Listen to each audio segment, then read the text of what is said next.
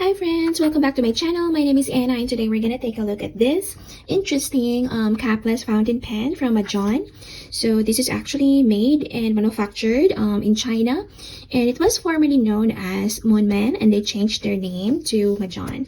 It is because of that incident with Kaveco, but we're not gonna delve into that. So I am very curious as to how this pen writes because it does look very similar to the Pilot Vanishing Point. And when I saw this off Amazon, I just wanted to get it for myself and try it out. I am very interested in terms of seeing how this pen performs. So the specification of the pen as well as the look and feel of the pen is very similar to, like I said, the Pilot Vanishing Point. I actually pulled up the internet and see what the Pilot Vanishing Point specifications are. Now, I cannot compare it with the Pilot Vanishing Point because I currently don't have one yet, and I am saving, to get that soon. But, the specification is very close, if not entirely similar. So when I first held this pen with my hand, I instantly felt that this is a good, solid, well-balanced pen.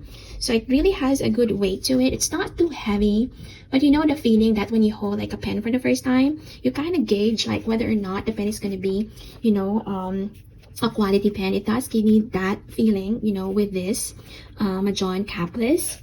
Like I said, it has a good weight to it, and it tells me that, judging from the weight of this pen, that it is actually made of metal, okay, for it to have that weight.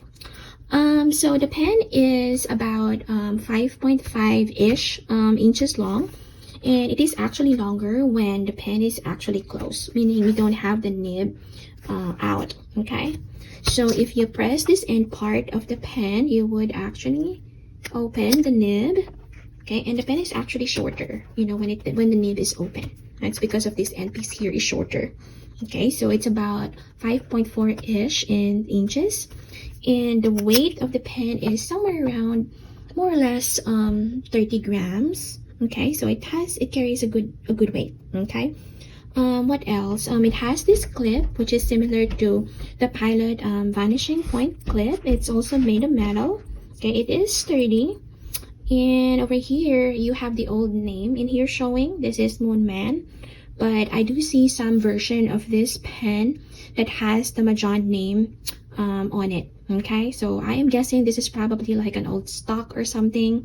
And then I do see that the newer version of the pen has a different design here on the body. Okay, so let's take a look at the nib unit. So this is screw on. Okay, so that's what you do. You unscrew it and take the nib unit out. So this is how the nib unit looks like. So when I got this pen, it didn't come in anything fancy. In fact, it didn't come in a box at all, but it did come with a few accessories. And one important thing to note about this Majohn A1 Capless fountain pen is that the accessories are interchangeable with the actual Pilot Vanishing Point. So in particular, I was very intrigued. This what looks like an ink reservoir, so it does look like an ink cartridge, an empty one. And they also have this little pipette in their accessory that you can use your own bottled ink and then drop it in here, and then you have to place it in this metal tube and then insert this here, okay, if you prefer that, or you can use the Inconverter. So this is the Inconverter. It comes in, it actually has the brand Moonman. Okay, now this is how the nib unit looks like. So if you look closely, I am not sure if my camera will pick that up, it does have the name Moonman written on the nib, and then this one specifically comes in an extra fine nib.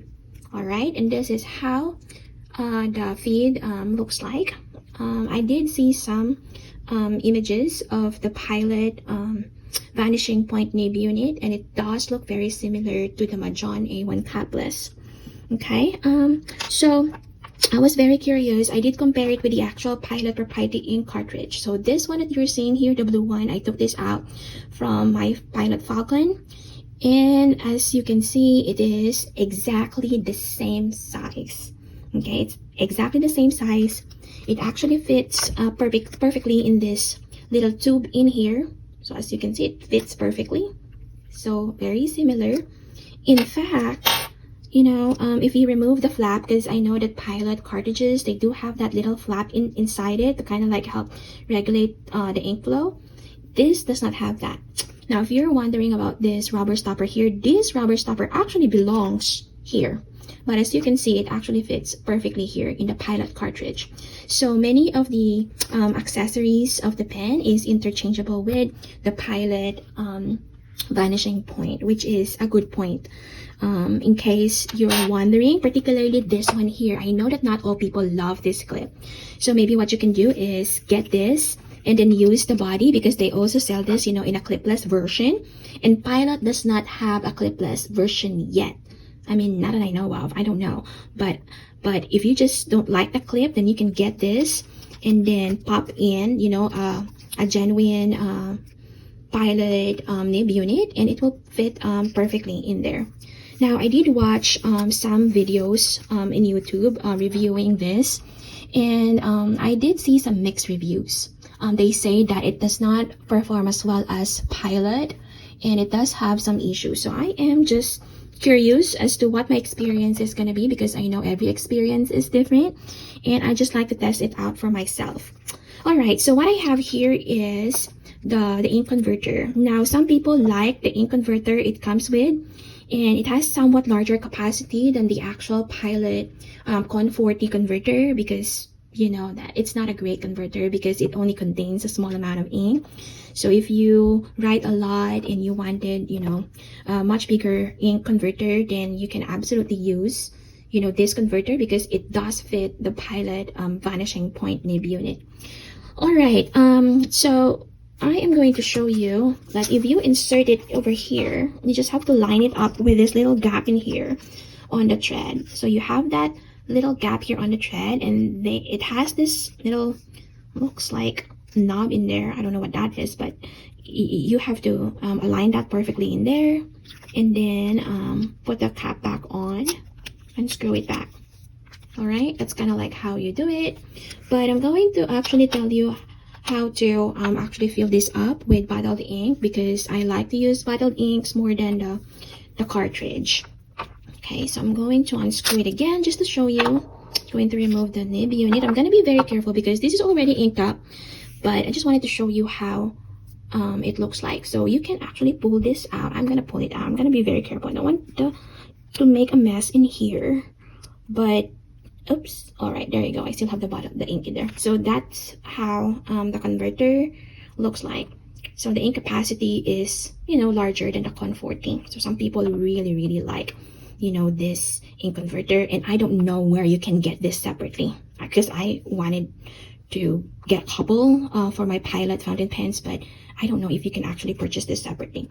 So I'm gonna put it back in and just give it a little push and make sure it is secure in there. All right, okay, and then you can actually put it back. But before I put it back, I'm going to show you how to actually fill this up with bottled ink. I actually flushed this pen, I think, twice already, because I changed and test different colored ink. So the ink that I'm using right now is called California Raisin, and this is from Birmingham Pen Company, and it is a pen company in Pittsburgh, Pennsylvania, and this one is handmade ink. And I love this color. So how you fill it up is you actually submerge this nib unit up to this point, and then maybe just twist the pen clockwise and counterclockwise. Do it multiple times so that your pen will be fully inked. So that is what I'm gonna do. Let me just adjust my my camera over here. That's what I'm gonna do. So you just have to twist it clockwise, counterclockwise, clockwise, counterclockwise. I'm gonna do that multiple times. Right? Okay, and get a paper towel or tissue paper and then wipe off the excess. Okay, and then we are ready to write. Okay, with this pen, I'm gonna put the cap back on, make sure it's tight. So I won't make a mess in here. All right, I'm gonna put it back, align this. Okay, and then put it back on, screw it, Alright, so I have inked this up. So the next thing we're going to do is do an actual writing sample of this fountain pen. Alright, so as you can see, this is how the pen writes. It writes very smoothly. Okay, and it writes as smooth as butter, like buttery smooth, and I was really surprised by that because I was not expecting anything much, you know, from this pen, but it is surprisingly good. All right, I have not actually have any issues with it. I've inked this up for a while now, and I haven't flashed it. I flashed it twice, but since I inked this up with California Racing, I don't know, maybe it's about more than a month ago, or maybe even 2 months ago. I have not touched this pen in quite some time, but I haven't had any trouble with it, you know, writing at all. It didn't have any hard start. I don't have any trouble with it skipping at all. I mean, it's very smooth, you know, and I am very, you know, happy with it. I have not actually have any experience with it leaking at all, and I was kind of curious whether, you know, this is really a tight I mean, in there, that if that is really tight closure or something like that. I am very curious whether or not, you know, the ink will evaporate. But so far, I have not had any issues with it at all. I mean, with ink drying up or having a hard start or anything like that, or worse, you know, I have not experienced it leaking at all. So, which is kind of like surprising because there are some people who actually review this pen and they come across the issues that I mentioned, but for me, I mean, I didn't experience any of those. So let us write the name of the pen. So this is Majohn A1 Capless. Okay, and the one that I have here is in black. They sell them also in many different fun colors. What else? And the ink that I'm using here is called California Racing. And this is from Birmingham Pen Company. All right, and just a writing sample. So as you can see, it's a little dry, but the ink flow is good. I would say normal ink flow. Okay, now the pen itself is very smooth. Okay, like buttery smooth. So I've said it multiple times already. Let's do another writing sample. I'm gonna write the Quick Brown Fox. Okay.